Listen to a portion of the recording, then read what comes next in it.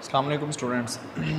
बात हम करेंगे बायोलॉजी सेकंड ईयर की, जिसमें हमारे पास चैप्टर है 27 energy conservation.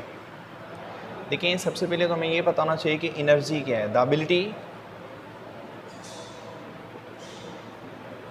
To do work is called energy. Energy इसकी दो स्टेट होती हैं। एनर्जी इसकी टू काइंड्स होती हैं। एक एनर्जी जो से होती है वो कहलाती है काइनेटिक एनर्जी, और एक एनर्जी कहलाती है पोटेंशियल एनर्जी। ये दो एनर्जी की इकसाम होती हैं, ठीक है।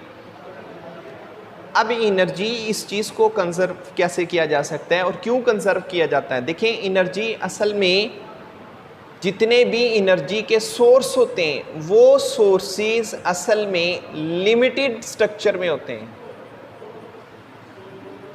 यानी कि वो जो सोर्सेज हैं वो हमारे इकोसिस्टम के अंदर एक लिमिट में होते हैं, लिमिटेड स्ट्रक्चर्स होती हैं ये, यानी कि ये बहुत ज़्यादा मिकदार में नहीं होती। अगर हम इनका कसरत से इस्तेमाल करेंगे तो माहौल के अंदर से ये एनर्जी ख़त्म होने लगेगी। यानी कि असल में वो जो सोर्स पैदा कर रहे हैं एनर्जी, यानी कि जहाँ से एनर्जी पैदा हो रही है वो जो सोर्स हैं वो ख़त्म होने शुरू हो जाएंगे, तब फिर हमें एनर्जी की कमी महसूस होने लग जाएगी, ठीक है।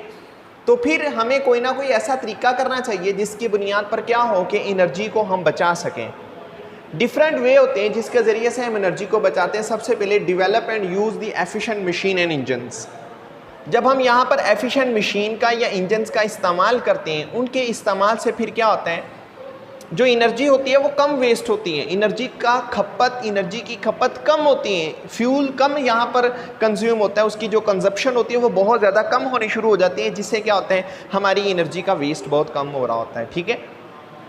इसके बाद use the wastage by the recycling, यानी कि आपके पास अगर आपने किसी चीज़ का इस्तेमाल कर लिया, सपोज दैट वो प्लास्टिक है,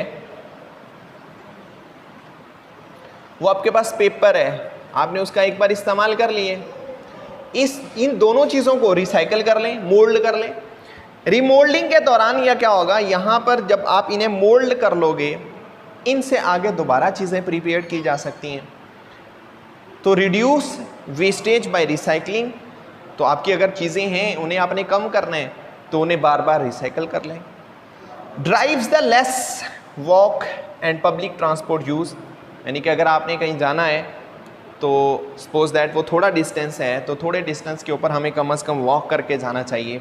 दूसरी बात ये, हमें सबसे ज़्यादा पब्लिक ट्रांसपोर्ट का इस्तेमाल करना चाहिए। फिर इसके बाद switch off the lights and the electric appliances when they are not in use. तो जब भी मतलब कि वो एप्लियंसेस, वो चीज़ें जो आपके लिए काबिल इस्तेमाल नहीं है या आपने उनका भी इस्तेमाल नहीं करना, तो हमें वो स्विच ऑफ कर देनी चाहिए। वो आपकी लाइट्स हैं, वो आपके फैंस हैं, वो अदर चीज़ें हैं। Minimize the use of the air conditioners, जो एयर कंडीशनर होता है सबसे ज़्यादा एनर्जी ये खींचते हैं, और इसके बाद इनमें से क्लोरोफ्लोरोकार्बन्स भी पैदा होती हैं जो इन्वायरमेंट का टेम्परेचर इंक्रीज़ करती हैं। तो इसलिए इनका इस्तेमाल कम से कम करना चाहिए, ताकि एक तो हम एनर्जी को बचा सकें और दूसरा हमारा माहौल सेफ़ हो सके। मॉडिफिकेशन ऑफ आवर इन्वायरमेंट्स हैं, हम अपने इन्वायरमेंट को किस तरह से मॉडिफाइड करते हैं। देखें, मॉडर्न दौर में ये जो मॉडर्न ईरा जा रही है, इसके अंदर अपने इन्वायरमेंट को मॉडिफाइड करना, उसके डिफरेंट वे होते हैं जिनके ज़रिए से हम इन्वायरमेंट को मॉडिफाइड कर सकते हैं।